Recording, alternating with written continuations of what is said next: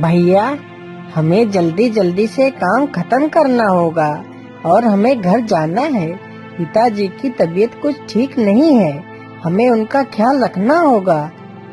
हाँ हाँ छोटे, आज हम लोग जल्दी ही घर चले जाएंगे।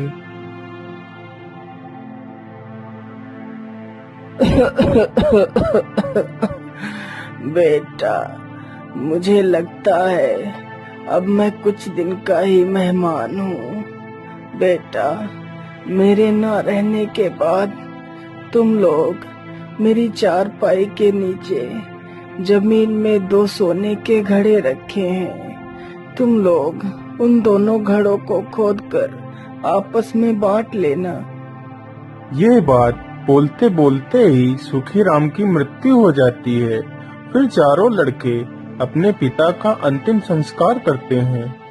चलो भैया, अब हम लोग वो सोने के घड़े खोद लेते हैं और आपस में जल्दी से बांट लेते हैं।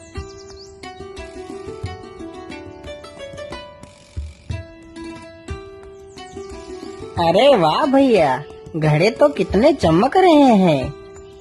लेकिन बड़े भैया, हम लोग तो 4 हैं और घड़े तो सिर्फ 2 ही हैं, तो हम इन्हें आपस में बांटेंगे कैसे?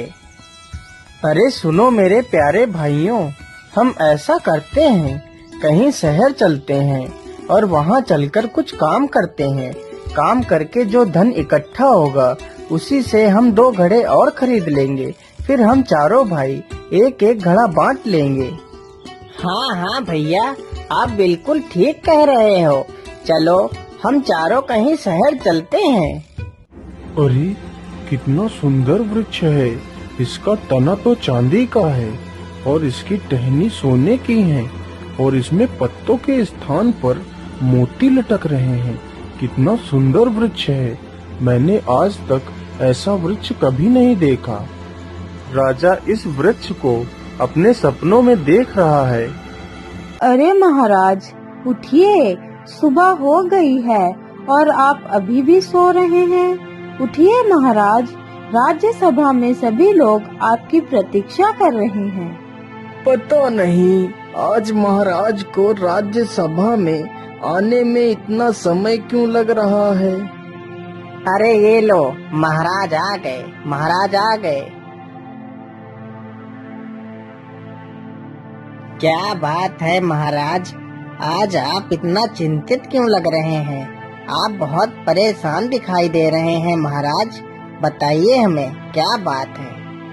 क्या बताऊं मंत्री जी, आज मैंने अपने सपने में एक बहुत ही अजीब किस्सा देखा है, जिसमें मैंने देखा है कि एक बहुत ही सुंदर वृक्ष है जिसका तना चांदी का है और उसकी टहनी सोने की है और उसमें पत्तियों के स्थान पर मोती लटक रहे हैं। परंतु महाराज, यह कैसे संभव है? चांदी का तना और पेड़ में सोने की डाली और पत्तियों के स्थान पर मोती लटक रहे हैं, ये कैसे संभव है महाराज? मंत्री जी, यदि ऐसा संभव नहीं है तो मुझे यह सपना कैसे आ सकता है? मेरा देखा हुआ सपना असत्य नहीं हो सकता। वह वृक्ष कहीं ना कहीं तो अवश्य है, तभी मुझे वह वृक्ष सपने में दिखाई दिया। मंत्री जी, मुझे ये वृक्ष देखना है।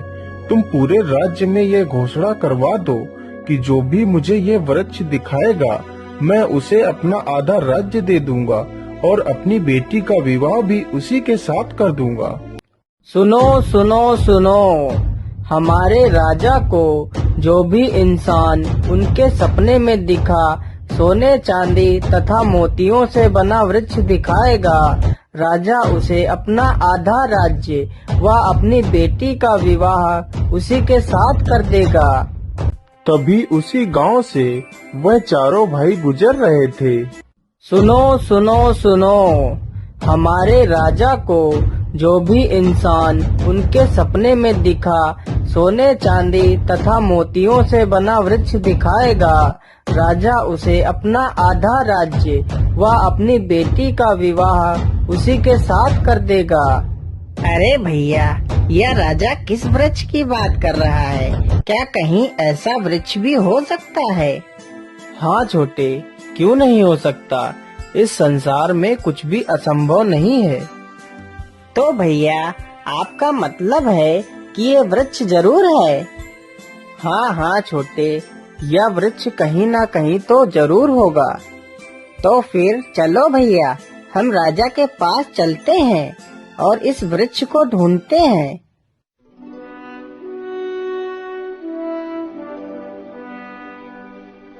अच्छा, तो तुम लोग मुझे वह वृक्ष दिखा सकते हो? हाँ महाराज, हम चारों आपको वह वृक्ष दिखा सकते हैं। तो ठीक है, तुम चारों जल्दी से जाओ और मुझे वह वृक्ष जल्दी से लाकर दिखाओ। मुझसे और प्रतीक्षा नहीं हो रही है। अरे बड़े भैया, हम लोगों ने वृक्ष दिखाने की जिम्मेदारी तो ले ली, लेकिन ये वृक्ष लाएंगे कहाँ से? अरे गणपत, तुम चिंता मत करो, बस वृक्ष को ढूंढते रहो। यदि ईश्वर ने हमें यहाँ तक पहुँचा दिया है, तो आगे का रास्ता भी वही दिखाएगा।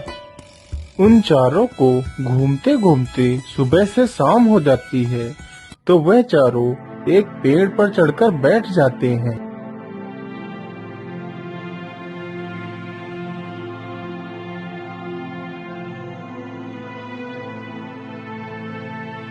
अरे ये क्या?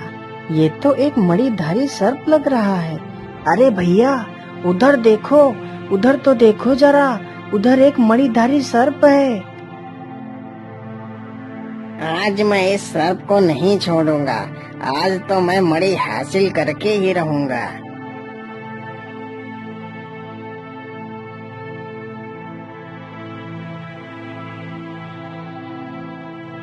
अरे भैया, यह सफेरा तो इस मासूम को मार डालेगा। चलो हम इसकी मदद करते हैं। अरे छोड़ दो इस सर्प को, नहीं तो तुम्हारा सिर तुम्हारे धड़ से अलग कर देंगे। नहीं नहीं भैया, मुझे मारना मत, मैं इस सर्प को छोड़ देता हूँ। फिर सपेरा उस सर्प को छोड़ देता है और वहाँ से भाग जाता है। तभी वह सर्प एक इंसानी रूप धारण कर लेता है। हे वीर कुमारों, आप कौन हो जिसने मेरी जान बचाई है? नहीं तो आज ये सफेरा मेरी मणि के लिए मुझे मार ही डालता। हे नागदेव, हम चारों भाई हैं और हम लोग किसी उद्देश्य के लिए इधर उधर भटक रहे हैं। अच्छा ठीक है, मैं आप लोगों से बहुत प्रसन्न हूँ। चलो मेरे साथ चलो, हो सकता है कि मैं आपके कार्य में कुछ आपकी मदद कर सकूं।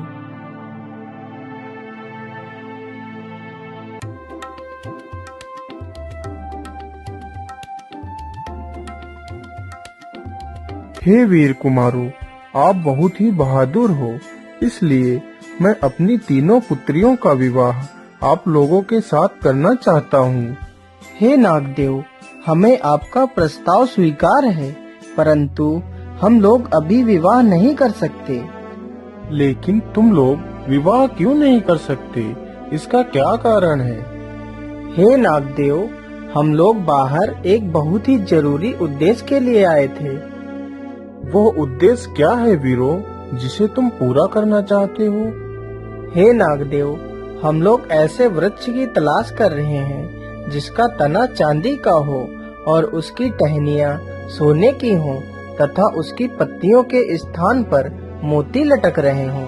हमें यह वृक्ष राजा को दिखाना है, राजा का यह हुक्म है। लेकिन ये पेड़ तो मेरी तीनों राजकुमारियां ही हैं। वो कैसे नागदेव? मैं कुछ समझा नहीं, आप मुझे समझाइए। हे वीर पुत्रों, जब तुम मेरी बड़ी पुत्री के ऊपर इस जल को डालोगे तो वह चांदी का तना बन जाएगी, और जब तुम मेरी मझली बेटी के ऊपर इस जल को डालोगे तो वह सोने की डालियां बन जाएगी, और जब तुम इस जल को मेरी छोटी पुत्री के ऊपर डालोगे तो वह मोती बनकर पेड़ में लटकने लगेंगी। हे नागदेव, यह चमत्कार मैं अपनी आँखों से देखना चाहता हूँ। तो ठीक है वीर कुमारों, ये देखिए।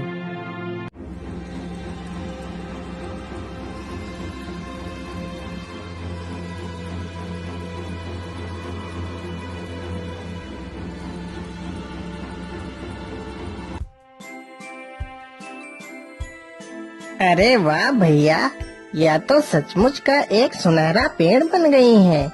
यह तो चमत्कार हो गया है। लेकिन नागदेव, हमें इस पेड़ को वास्तविक रूप में लाने के लिए क्या करना होगा? जब तुम्हें इस पेड़ को वास्तविक रूप में लाना हो तो इस पेड़ पर पुनः ये जल छिड़क देना, तो यह पेड़ अपने वास्तविक रूप में आ जाएगा।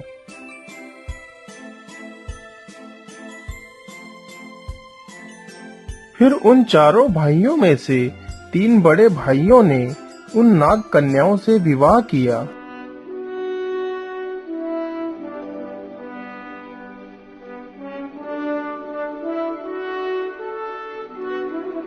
अरे ये क्या, मैंने तुम चारों को वृक्ष लाने के लिए भेजा था और तुम चारों ये 3 लड़कियां लेकर आए हो। नहीं महाराज, हम पेड़ भी लेकर आए हैं। आप अपने राज्य में घोषणा करवा दीजिए कि जिसे भी यह वृक्ष देखना है वह कल सुबह आ जाए। राजा ने ऐसा ही किया। उसने अपने पूरे राज्य में ये घोषणा करवा दी। अगले ही दिन बहुत सारे लोग पेड़ देखने के लिए जमा होते हैं।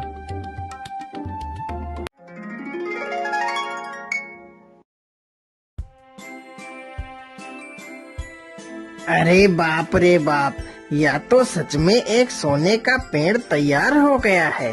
मुझे तो अपनी आंखों पर विश्वास नहीं हो रहा है। यह तो किसी चमत्कार से कम नहीं है।